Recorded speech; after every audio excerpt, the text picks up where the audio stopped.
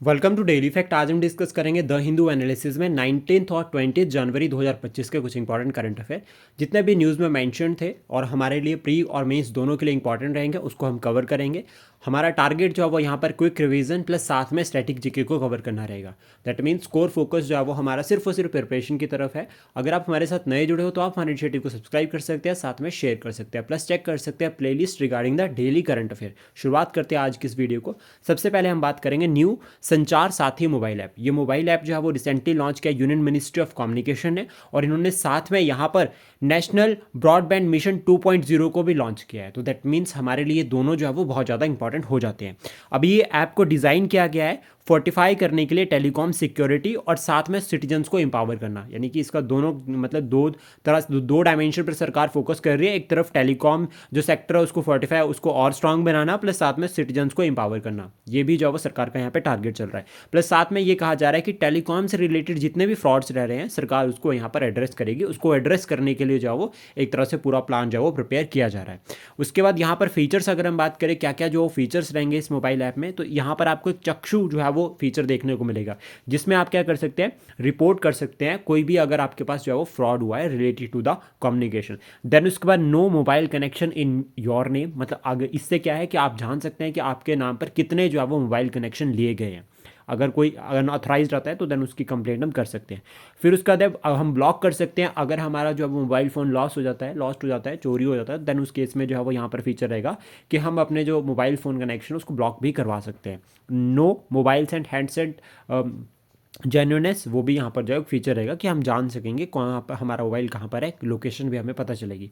Then उसके बाद national broadband mission 2.0 की अगर हम बात करें तो ये अपग्रेडेड वर्जन है नेशनल ब्रॉडबैंड मिशन 1.0 का, और ये किसका पार्ट है, नेशनल डिजिटल कम्युनिकेशन पॉलिसी 2018। तो 2018 में ये national digital communication policy launch करी थी, उसका ये पार्ट है। और इसमें टारगेट क्या किया जा रहा है, देखो टारगेट हमें याद रखना है कि उसी से हमें जो है वो एग्जाम में हेल्प मिलती है मेंस में स्पेशली लिखने के लिए।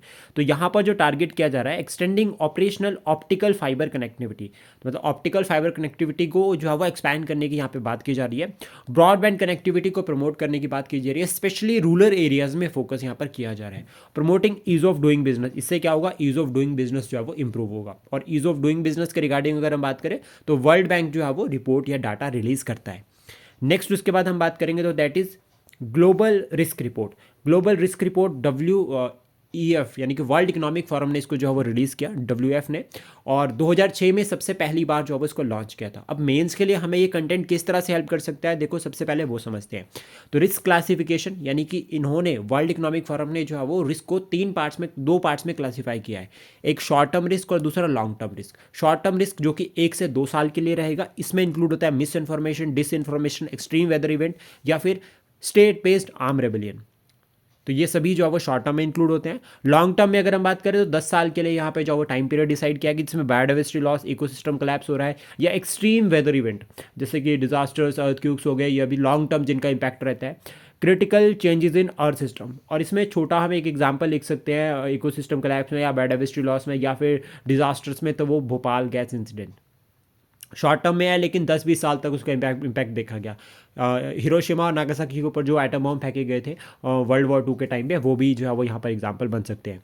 देन उसके बाद रिपोर्ट ने और भी कुछ इंपॉर्टेंट पॉइंट्स को हाईलाइट किया है। तो सबसे पहले उन्होंने ये कहा है कि ज़रूरत है पोल्यूशन को एड्रेस करने की, पोल्यूशन से रिलेटेड जितने भी इशूज़ है उसको एड्रेस करने की बहुत ज़्यादा जो है वो ज़रूरत है। प्लस साथ में उन्होंने कहा है कि जो ग्लोबल वार्मिंग और जो ग्रीन हाउस गैस की वजह से जो ग्रीन हाउस गैसेज इंक्रीज हो रही है, और शॉर्ट टर्म पोल्यूटेंट उनको एड्रेस करने की जरूरत भी है, जैसे कि black carbon, methane, hydrofluorocarbon, chlorofluorocarbon, इन सभी को एड्रेस करना जरूरी रहेगा।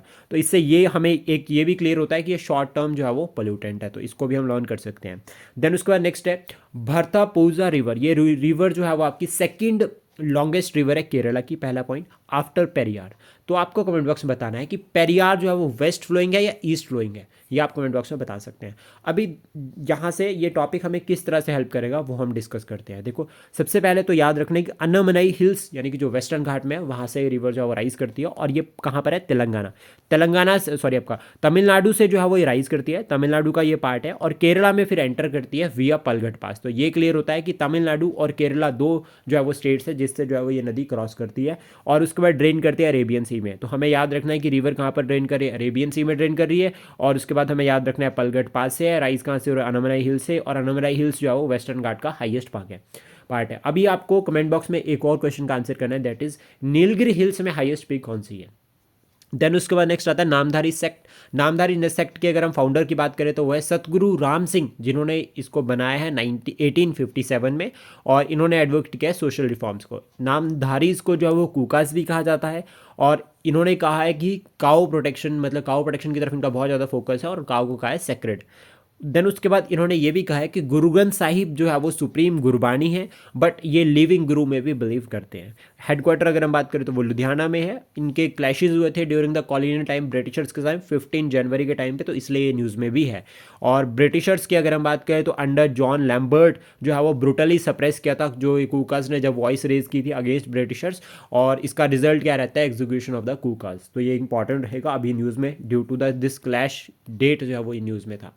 देन उसका नेक्स्ट है यूनिसेफ। यूनिसेफ की एक रिपोर्ट अभी रिसेंटली यूनिसेफ ने रिलीज की है, report prospect for children in 2025 building resilient system for children future. ये रिपोर्ट में हाईलाइट किया गया है, वार्निंग दी है एक तरह से ग्लोबल क्राइसिस और उनका इम्पैक्ट जो बच्चों के ऊपर पड़ रहा है।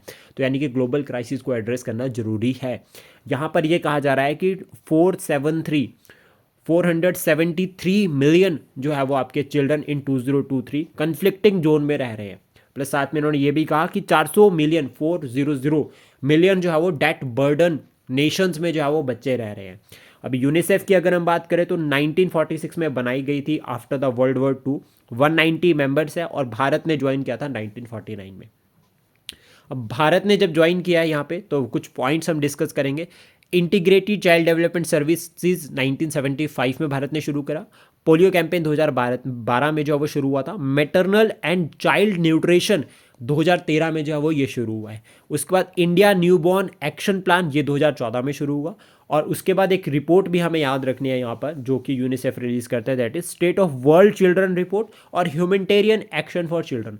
अभी अगर हमें चिल्ड्रन के रिगार्डिंग कोई भी डाटा ऐड करना है तो हम यूनिसेफ को वहाँ पर लिख सकते हैं एज एन रेफरेंस। तो ये इंपॉर्टेंट रहेगा, जो डाटा हमने डिस्कस किया है आपको मेंस के लिए भी हेल्प करेगा।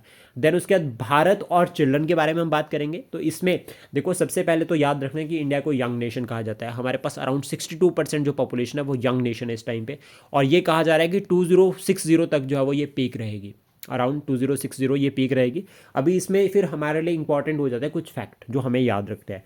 तो climate and environmental hazard India index, ये जो इंडेक्स है इसमें इंडिया का जो रैंक रहता है, ठीक है, climate and environment hazard index, इसमें इंडिया का जो रैंक रहता है वो 26 है out of 163 Nations. Child labour की अगर हम बात करें तो 2011 सेंसस के अकॉर्डिंग भारत में 259.6 मिलियन चिल्ड्रन जो है वो रहते हैं 5 से 14 साल के बीच में। इसमें यह कहा जा रहा है कि 10 मिलियन जो बच्चे हैं वो काम कर रहे हैं अभी एग्रीकल्चर में, डोमेस्टिक वर्क में, या फिर स्मॉल इंडस्ट्रीज में। तो यानी कि child labour still exist in India. Even ये जो है वो अगर इसके रिगार्डिंग हमारे फंडामेंटल राइट भी है जिसमें हमने प्रोहिबिट किया है चाइल्ड लेबर को। देन उसके बाद जुवेनाइल क्राइम्स 2022 में अगर हम बात करें तो रिकॉर्ड किए गए हैं 30,555। चाइल्ड मैरिजेस के केसेस में भारत का जो रैंक है वो 4th है साउथ एशिया में, बांग्लादेश, नेपाल, अफगानिस्तान के बाद। यानी कि चाइल्ड मैरिजेस के केसेस भी देखे जाते हैं, और सबसे ज़्यादा जो है वो राजस्थान में देन जो है वो केसेस जो है वो देखे जाते हैं। और अभी सरकार ने टारगेट भी किया है कि 5% तक जो है वो हम चाइल्ड मैरिज के केसेस को लेकर आएंगे। इरेडिकेशन की तरफ भी हमारा फोकस है चाइल्ड मैरिज के रिगार्डिंग। जेंडर इनइक्वालिटी सबसे बड़ा कंसर्न, डिजास्टर और डिजीज, जिसकी वजह से अगर हम बात करें तो बहुत ज़्यादा जो है वो इफेक्ट पड़ता है चिल्ड्रंस के ऊपर। Child trafficking, labour, bagging, sexual services, child pornography, ये भी कुछ इंपॉर्टेंट जो है वो चैलेंजेस है। देन उसके बाद ये कहा जा रहा है कि भारत की पॉपुलेशन जो है वो 2050 तक जो है वो उसमें ये कहा गया है कि 350 मिलियन जो है वो बच्चे होंगे, जो कि 15% होगा ग्लोबल चाइल्ड पॉपुलेशन का। तो ये एक वर्ल्ड लेवल का जो है वो डाटा भी जो है वो हमें साथ में मिलेगा, और हम इसको नोट डाउन कर सकते हैं। और ये डाटा जो है वो हमने एडिटोरियल से जो है वो निकाला है, यानी कि हम साथ के साथ में एडिटोरियल्स को भी जो है वो डिस्कस कर रहे हैं। देन गवर्नमेंट के इनिशिएटिव्स अगर हम बात करें तो सक्षम आंगनबाड़ी एंड पोषण 2.0 इनिशिएटिव, मिशन वात्सल्य, बेटी बचाओ बेटी पढ़ाओ।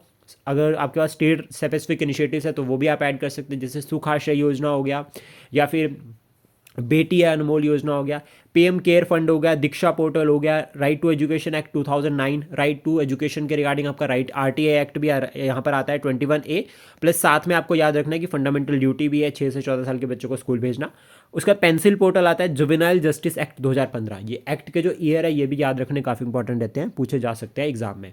देन उसका वे फॉरवर्ड की अगर हम बात करें तो sustainable future of children for children अगर हमें प्रमोट करना है तो उसके रिगार्डिंग हमें क्या करना है, हेल्थ केयर और फैमिली प्लानिंग सर्विसेज को प्रमोट करना है। पॉवर्टी एलिवेशन पर हमारा जो वो फोकस होना चाहिए, जिसमें पोषण माह और मनरेगा दो सरकार के कुछ इंपॉर्टेंट इनिशिएटिव है। Strict enforcement against the child trafficking, और इसके रिगार्डिंग हमारा जो इंपॉर्टेंट पॉइंट हम ऐड कर सकते हैं that is NGOs plus media का रोल यहाँ पर बहुत इंपॉर्टेंट रहता है, क्योंकि मीडिया को जो है वो फोर्थ पिलर ऑफ डेमोक्रेसी कहा जाता है। एजुकेशनल रिफॉर्म्स हमें करने चाहिए, एजुकेशन को प्रमोट करना चाहिए। चाइल्ड मैरिज इराडिकेशन को जो है वो हमें यहाँ पर टारगेट करना जरूरी रहेगा, और एजुकेशनल रिफॉर्म्स के रिगार्डिंग फिर आप 2020 की जो न्यू एजुकेशन पॉलिसी है उसको लिख सकते हैं। देन उसके बाद नेक्स्ट न्यूज़ रहेगी 2025 as international year of glacier preservation. ये यूनाइटेड नेशंस ने भी डिक्लेयर किया है, प्लस साथ में उन्होंने कहा है कि 21 मार्च को जो है वो इंटरनेशनल ग्लेशियर डे जो है वो मनाया जाएगा। ग्लेशियर्स की अगर हम बात करें तो large slow moving masses of ice है, जो कि मतलब ड्यू टू द ग्रेविटी जो स्लोप में जो मूव करते हैं। और अगर हम बात करें आइस की तो ये ग्लेशियर्स बनते कैसे हैं, तो परमानेंट आइस एक बार बर्फ़ एक बार पड़ी, फिर उसका जो जम गई सेकेंड बार थर्ड टाइम, तो इसका बड़ा सा जो है वो आइस मास जो है वो यानी कि स्नो का एक मास बन जाएगा, उसको फिर अगर वो डाउन द ग्रेविटी जो मूव करते हैं तो उसको ग्लेशियर कहते हैं। ग्लेशियर्स का डिस्ट्रीब्यूशन अगर हम बात करें तो पोलर रीजन में मिलते हैं ग्लेशियर्स, हिमालयन रीजन में, हिंदू कुश रीजन। और हिमालयन और हिंदू कुश जो रीजन है यहाँ पर हाई एल्टीट्यूड्स में जो है वो ग्लेशियर आपको देखने को मिलेंगे। देन उसके बाद हमें यहाँ से की पॉइंट जो याद रखने हैं कि 2% of the earth water is stored in glaciers, ये इंपॉर्टेंट हो गया। 1/3 of the glacier will melt by 2100 यानी कि 2100 तक जो है वो इतने जो है मेल्ट हो जाएंगे। कंसर्न भी रहता है global warming, artificial glacier lakes, ठीक है, आर्टिफिशियल लेक्स काफ़ी कंसर्न रह रहा है आजकल। और इंटरनेशनल डिस्प्यूट जैसे कि शाइचिन ग्लेशियर होगा, आप इसको ऐड कर सकते हैं, ढोकलाम जंक्शन हो गया, वहाँ पर भी ग्लेशियर्स बहुत सारे हैं, तो इसके रिगार्डिंग फिर इंडिया चाइना के बीच पंचशील एग्रीमेंट भी है। नेक्स्ट उसके बाद आता है internet governance internship and capacity building scheme. ये स्कीम जो है वो रिसेंटली अनाउंस की है national internet exchange of India ने, और इन्होंने ये कहा है यहाँ पर कि इनका टारगेट क्या है, अवेयरनेस बिल्ड करना टू डेवलप एक्सपर्टाइज। एक तो टारगेट है अवेयरनेस बिल्ड करना and develop expertise in internet governance among the Indian citizens.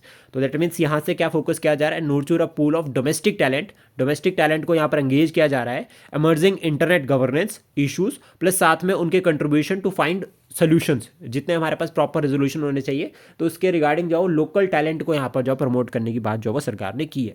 Next उसके बाद प्लैनेट परेड के बारे में हम बात करेंगे। प्लैनेट परेड यानी कि कुछ प्लैनेट्स जब हमें रात को जाओ एक लाइन में दिख रहे हैं तो हम उसको कह सकते हैं प्लैनेट परेड। ये एक प्रॉपर एल्यूजन है, ठीक है। यहाँ पर ये कहा जा रहा है कि जो है वो फिनॉमेनन जो है वो एक इल्यूजन है of perspective rather than planet being a perfect line in space. ये सिर्फ एक इल्यूजन है, और इस बार जो देखा गया है वो वेनस, सैटर्न, जुपिटर, मार्स, इन चारों को एक लाइन में देखा गया है। देन उसके बाद नेक्स्ट है त्राजन गन। ये गन जो है वो 155 मीटर का जो है वो टाउड आर्टिलरी गन है, और सबसे इंपॉर्टेंट पॉइंट हमें याद रखना है कि इंडिया और फ्रांस ने इसको ज्वाइंटली बनाया है, और अभी अर्मेनिया को जो है वो हम इसको देंगे। और रेंज अगर हम बात करें तो ओवर 40 किलोमीटर है, और सबसे इंपॉर्टेंट पॉइंट जो इसका रहता है वो ईजी टू ट्रांसपोर्ट और डिप्लॉय, कहीं पे भी आप इजीली ले जा सकते हैं, डिप्लॉय कर सकते हैं, और रेंज 45 किलोमीटर से ऊपर है, और किसी भी टेरेन में जो है वो आप इसको जो है पहुंचा सकते हैं, यानी कि हिली एरियाज़ में भी, प्लेन्स में भी, दोनों जगह जो है वो डिप्लॉय की जा सकती है। नेक्स्ट उसके बाद Chincholi wild life sanctuary Karnataka में है, और डिक्लेयर किया गया इसको 2011 में wild life sanctuary. First dry land wild life sanctuary of south India है। इसको जो है वो ऊटी ऑफ तेलंगाना भी जो है वो कहा जाता है, याद रखना ऊटी ऑफ तेलंगाना कहा गया है। वेजिटेशन अगर हम बात करें टीक जो है वो यहाँ पर देखने को मिलती है, और ड्राई डेसिडियस और मॉइस्ट डेसिडियस। ड्राई डेसिडियस वो होते हैं जो अपने जो है वो पत्तों को गिरा देते हैं ऑफ सीजन में, और जब ऑफ सीजन की हम बात करते हैं तो दैट मीन्स ये क्लियर होता है कि इंटीरियर ऑफ द अर्थ में जो है वो, ये इंटीरियर ऑफ द इंडिया जो है वो लोकेटेड है, जहाँ तक विंड्स जो है वो कम पहुँच पाती है मॉनसूनल, तो इसका से यहाँ पर बारिश जो है वो कम देखने को मिलती है। फौना की अगर हम बात करें तो ब्लैक बक, कॉमन फॉक्स, और साथ में इंडियन वॉल्फ, ये यहाँ पर देखने को मिलेगा। और साथ में ही हम बात करेंगे फर्स्ट वाइल्ड लाइफ सेंचुरी के बारे में, जो कि जिम कॉर्बेट नेशनल पार्क है। 1936 में जो है वो इसको डिक्लेयर किया गया था एज ए नेशनल पार्क, और ओरिजिनली अगर हम इसका नाम बात करें तो वो था हेलियर नेशनल पार्क, एंड लोकेटेड कहाँ पर है, उत्तराखंड में। उसके बाद इसका रीनेम किया गया है, और रीनेम जो है वो जिम कॉर्बेट के नाम पे किया गया, जो कि पहले हंटर थे, उसके बाद एनवायरमेंटल जो है वो कंजर्विस्ट जो है वो बन गए। नेक्स्ट उसके बाद हमारा टॉपिक रहेगा H1 बी वीज़ा, ये वीज़ा जो है वो आजकल वीज़ा जो है वो न्यूज़ में चल रहा है, और इसके रिगार्डिंग ये कहा जा रहा है कि इसमें जो यूएस की कंपनीज़ है वो मतलब बाहर से जो है वो फॉरेनर्स यानी कि फॉरेन वर्कर्स को हायर कर सकती है, जिनके पास जो है वो स्पेशलिटी है। इसमें फोकस ये किया जा रहा है कि स्पेशल जो है वो स्पेशलिटी वाले वर्कर्स को हायर कर सकते हैं 3 साल के लिए, ठीक है, एक टाइम के लिए। देन उसके बाद एक बार और एक्सटेंशन किया जाता है किया जा सकता है इस 3 साल का, यानी कि टोटल मैक्स कितना रहेगा यहाँ पर 6 साल। और इंपॉर्टेंट यहाँ पर है कि कोई नो लिमिट नहीं है, आप नंबर ऑफ टाइम जा सकते हैं, यानी कि अगर मान लीजिए एक बार 6 साल खत्म हो गए, देन उसके बाद कुछ टाइम भारत में रहो, फिर अगेन अप्लाई कर दो, तो ऐसा यहाँ पर पॉसिबल है। फिर उसके बाद यहाँ पर जो है वो ग्रीन कार्ड के लिए भी जो है वो ये जो है वो वीज़ा होल्डर्स जो है वो अप्लाई कर सकते हैं। Why I am a Hindu, ये बुक जो है वो शशि थरूर की है, रिसेंटली आजकल न्यूज़ में चल रही है। स्वामीनाथन और शशि थरूर की बुक्स बहुत इंपॉर्टेंट रहती है, क्योंकि इनके एक बुक को लेकर ऑलरेडी एग्जाम में क्वेश्चन बन भी रखा है। सौम्या स्वामीनाथन जी के बारे में बात करेंगे। इन्होंने अभी रिसेंटली ये कहा है कि एक जो है वो रेगुलेटेड जो है वो यहाँ पर एक ऑर्गेनाइजेशन चाहिए। इन्होंने कहा कि एक call for a body to regulate environmental health. इन्होंने हाईलाइट किया है कि एक रेगुलेटरी बोर्ड हमें चाहिए या एजेंसी हमें चाहिए to address interconnected issues of public health and environment. जो पब्लिक हेल्थ और एनवायरनमेंट के इंटरकनेक्टेड इश्यूज है उनको एड्रेस करने के लिए हमें एक रेगुलेटरी ऑर्गेनाइजेशन चाहिए। साथ में ही अगर हम सौम्या जी के बारे में बात करें तो वो चेयरपर्सन है MS स्वामीनाथन रिसर्च फाउंडेशन के, और फॉर्मर चीफ साइंटिस्ट भी रहे हैं एट वर्ल्ड हेल्थ ऑर्गेनाइजेशन में। अभी इन्होंने 3 इंपॉर्टेंट इश्यूज को भी हाईलाइट किया है, जिसमें सबसे पहले उन्होंने कहा है biodiversity loss and climate change, साथ में ग्लोबल वार्मिंग, पोल्यूशन, और पोल्यूशन में इन्होंने बताया कि pollution of land and water, तो ये भी जो है वो इंपॉर्टेंट हम लिख सकते हैं। और अभी अगर इतने इंपॉर्टेंट कंसर्न कोई पर्सनालिटी बता रहा है तो दैट मीन्स हमारे लिए ये आंसर राइटिंग के लिए इंपॉर्टेंट कंटेंट रहेगा। देन उसके बाद नेक्स्ट टॉपिक है that is Kaleshwaram lift irrigation project. ये मल्टीपर्पज इरिगेशन प्रोजेक्ट है गोदावरी नदी के ऊपर तेलंगाना में, ठीक है। गोदावरी कहाँ से निकलती है? त्र्यंबकेश्वर से निकलती है। उसका बे ऑफ बंगाल में जो है वो डेल्टा बनाती है। टारगेट क्या है यहाँ पर? ड्रिंकिंग वाटर और इरिगेशन प्रोवाइड करना। और ये कहा जा रहा है करंटली जो आपका ये कालेश्वरम लिफ्ट इरिगेशन प्रोजेक्ट है, ये world largest multi stage lift irrigation जो है वो प्रोजेक्ट है, और ये कन्फ्लुएंस पे बन रखा है प्रणहिता और गोदावरी 2 नदियों के। देन उसके बाद नेक्स्ट है GP Singh, new DG of CRPF। उसके बाद नेक्स्ट आता है India to work with European Union on developing modern tech. That means हम कनेक्ट हो रहे हैं यूरोपियन यूनियन की तरफ, और ये किसने कहा? यूनियन मिनिस्टर पीयूष गोयल जी ने। और सबसे इंपॉर्टेंट पॉइंट, यूरोपियन यूनियन में अगर हम बात करें तो 27 मेंबर्स है, जो आपको याद रखना है। उसके बाद नेक्स्ट है एक्सरसाइज ला पर ओज। ये एक्सरसाइज जो है वो होस्ट करी है फ्रांस ने, और ये एक्सरसाइज कहाँ पर होने जा रही है? इंडियन ओशियन और पैसिफिक ओशियन के बीच में। इंपॉर्टेंट याद रखना, तो यहाँ पर 9 कंट्रीज जो वो पार्टिसिपेट कर रही है, 9 कंट्रीज की नेवीज यहाँ पर जो पार्टिसिपेट कर रही है। France, Australia, Canada, India, USA, UK, Malaysia, Singapore, Indonesia, यानी कि इंडो पैसिफिक रीजन जो है वो उसको सिक्योर करना, प्रोटेक्ट करना यहाँ पर जो वो टारगेट रहेगा। देन हमारे लिए जो प्लेसेस इंपॉर्टेंट रहते हैं न्यूज़पेपर से, तो उसमें हम इंडो पैसिफिक रीजन को पढ़ सकते हैं, फ्रांस और श्रीलंका को पढ़ सकते हैं, श्रीलंका और चाइना को पढ़ सकते हैं, ठीक है। फ्रांस में अगर हम बात करें तो AI समिट होगा पेरिस में, जिसमें जो है वो हमारे प्राइम मिनिस्टर भी जाएंगे। साउथ चाइना सी इंपॉर्टेंट रहता है, ठीक है। गाजा और वेस्ट बैंक जहां पर अभी सीज फायर लगी है वो भी इंपॉर्टेंट रहेगा। रेड सी भी जो आजकल न्यूज़ में चल रहा है, आसियान नेशन भी न्यूज़ में आ रहे हैं, और दिल्ली जो कि एयर पोल्यूशन की वजह से न्यूज़ में है। आई होप जो करंट अफेयर हमने डिस्कस किया है ये आपको एग्जाम के लिए हेल्प करेंगे। Thank you, please support, share and subscribe daily fact.